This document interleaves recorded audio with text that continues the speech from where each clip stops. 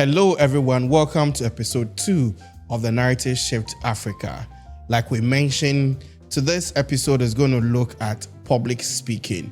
How can you become an effective or an excellent public speaker? So it will amaze you to know that even though you're a communication or a young public relations practitioner, if you don't deliberately learn how to speak in public, it will go against you. You may lose a lot of opportunities and you may be seen as an ineffective communication professional. Right, so let's look at public speaking. What is public speaking? But before then, I have these quotes I want to share with you. This one is by Alexander Gregg. He says that there are 3 things to aim at in the public speaking.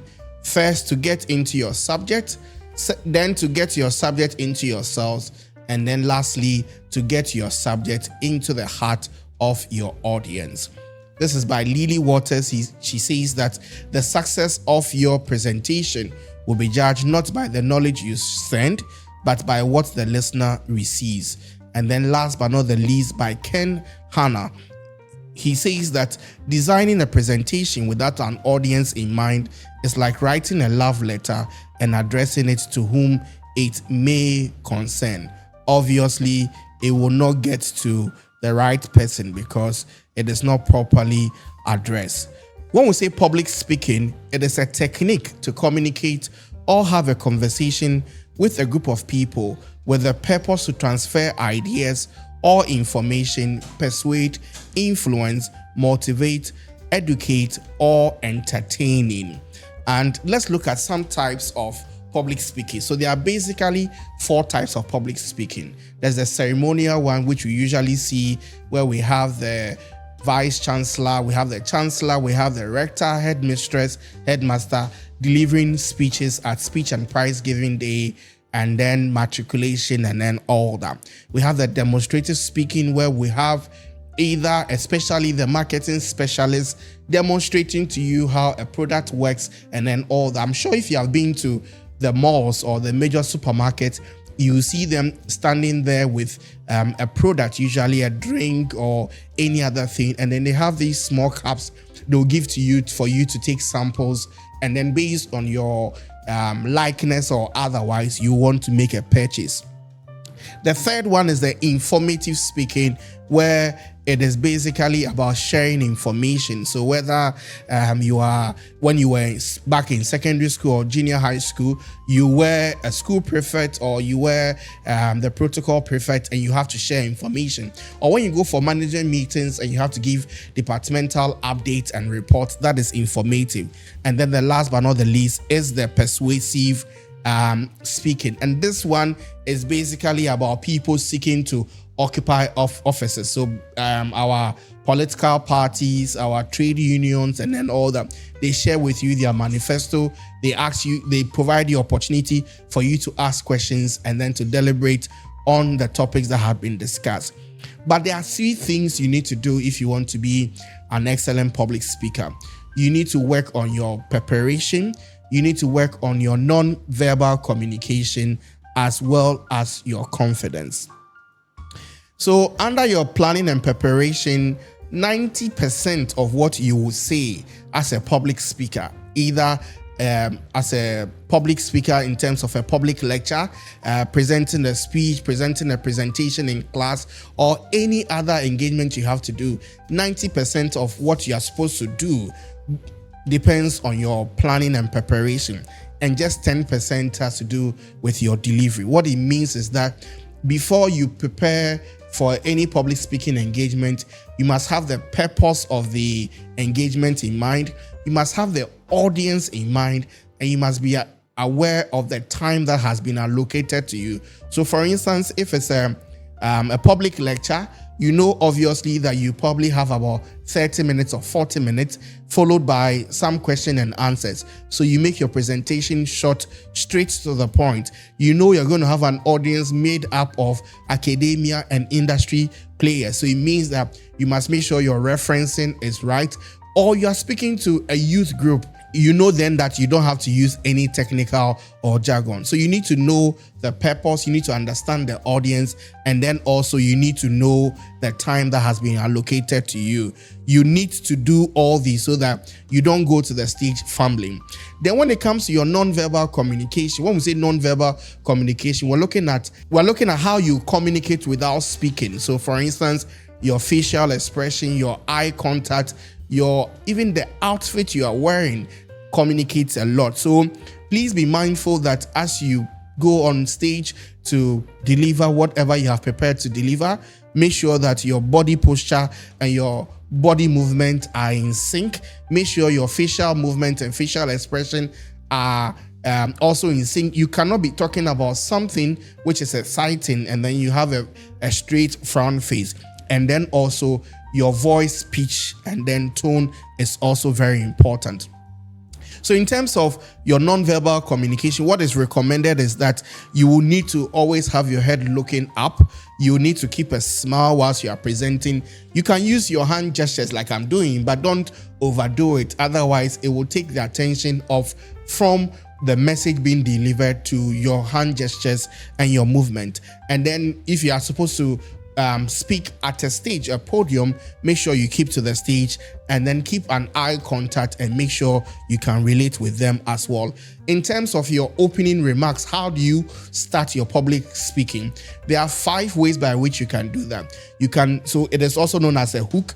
You can do that by either providing some statistics. You can do that by asking a rhetorical question. You can do that by presenting a narrative, a short story. You can do that by providing a quote like I did at the beginning of this episode. And then the last but not the least is a joke. But the caution here is that joke must be a clean joke and must be a joke that you can relate to in terms of the topic. So make sure you look at any of these 5 as I've mentioned. Identify which of them you can relate very well with, and then you can start with that. Some people can also do a mixture of any of the 5. If you are able to do that, that is a plus for you. So you start with the hook.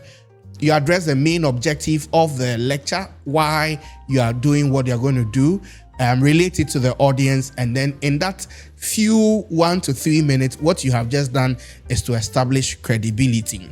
Then you move on to the body of the presentation. Mention your key point. I'm recommending that you don't do below 3 points and you don't do more than 5 points. The idea is that by the time you are done with your public lecture or your public speaking engagement, you want the audience to remember something from what you have said. So between 3 to 5 points, it's fine.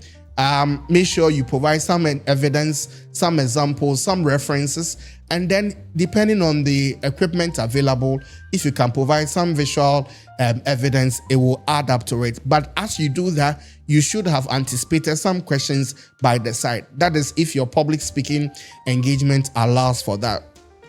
Then in terms of your closing, summarize the key points. You mentioned 3 to 5 points, so summarize them and then tie it back to your opening and then do a call to action. So assuming you are engaging level 400 students who are about to graduate and you want them to start their own business, or you want them to be innovative, entrepreneurial, what do you want them to do? It's called call to action. So don't have your public speaking engagement without any clear call to action. It will leave the people hanging.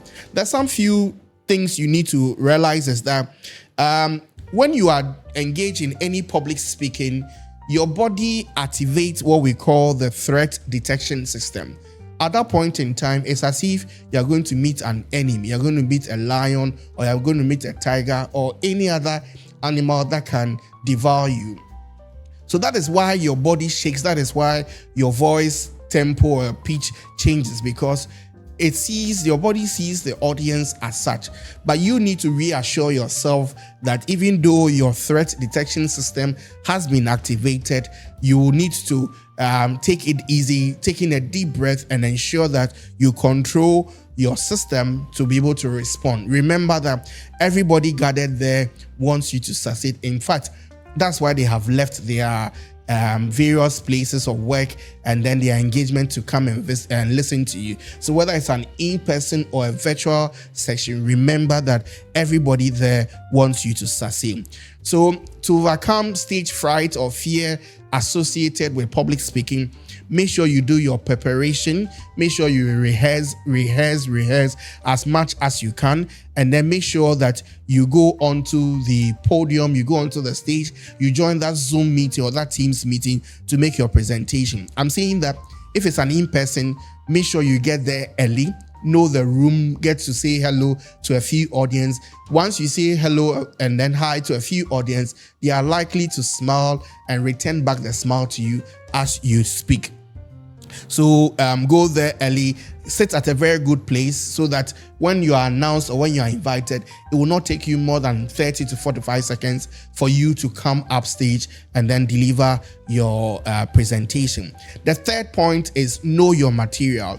Research your topic very well, get your PowerPoint well, and I will recommend that even though you're going to use a tablet, make sure you get a hard copy. So I have my notes here, just in case my laptop stops working, I can always refer to the notes. So do the same, because in this day of technology, the power plug can be charged or pretend to be charging, but it not be charging. The presentation, the LCD may not work properly or something may go wrong. So just make sure you have your materials well. And if you are reading, make sure you have a good eye contact with the audience so that you don't lose them. And it will be good for you to be mindful of your speed as you present so that people can be able to get what you are saying. The other point is that make sure you practice breathing exercise so that you don't breathe too much into the microphone, because then people will know that you are being tensed up. Then also in your preparation, you need to visualize yourself and see how you manage yourself in terms of the stage and then all that. And then the other point is that condition yourself as a winner. Everybody there, like I mentioned early on, wants you to succeed. That's why they have tuned in. That's why they have joined the Zoom meeting. That's why they are at the event to hear you speak. So remember that you are. And don't apologize for being nervous. In natural sense, nobody sees that you are nervous. As to whether I have butterflies in my stomach right now, you don't know. So in the event of a public speaking engagement, don't apologize. Rather turn your nervousness into positive energy and make sure you concentrate on your message. And one of the things you need to do is that public speaking practice keeps you or gives you more engagement. What I'm trying to say is that the more public speaking engagement you have, the more experience you will become. So for the first one, it's okay if there are some few slips. In fact, nobody knows what they're going to present. So if there are some few slips, it's okay. But build confidence, get a friend or a companion to record the section and then listen to yourself, and then you can improve as you go about it. One of the things you must also know is that for some engagement like a public lecture, they are likely to ask you questions. If they ask you questions and you know, respond. But if you don't know, you could just probably say, that's a great question. Let me come back to you with a detailed response, or let me come back to you with the facts and figures. It was not part of what I prepared. I will take your contact details, or we can talk during the networking session so we can discuss it better. And if you don't know, just say so, because you don't know who is in the audience that may raise the hand to pinpoint to you because you provided a wrong information. So please remember that you are going to be an excellent public speaker if you practice, if you prepare, and if you undertake more engagement. On this note, we want to bring this second episode to a close. I want to acknowledge East Fabrics and More for providing me with this wonderful outfit. You can contact them on 054-239-4345. 054-239-4345. And if you want to join our mentoring cycle, or you want to be connected to a mentor, please look for us on LinkedIn, X, and then YouTube at Narrativeshift Africa. Or you can send us a WhatsApp to +233 55 99 00034. +233 55 99 00034. I have been your host, And my name is Archibald Nisaba Adams. See you very soon on our third episode. It's bye for now. Let's keep shifting the narratives. Bye.